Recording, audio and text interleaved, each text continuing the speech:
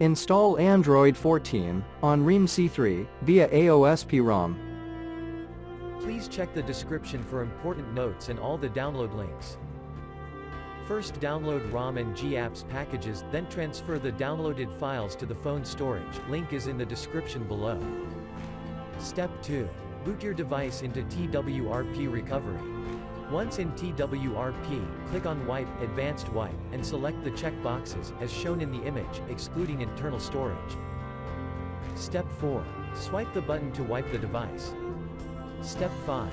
Go back to the recovery main screen, and tap on the Install button. Step 6. Navigate to the storage, and select the ROM zip file. Step 7. Finally, swipe the button on the screen to install ROM file. Step 8.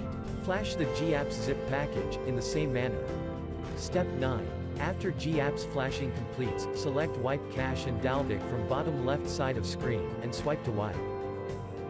Step 10. When the flashing process is complete, hit Reboot System. That's it, you have successfully installed the ROM on your device.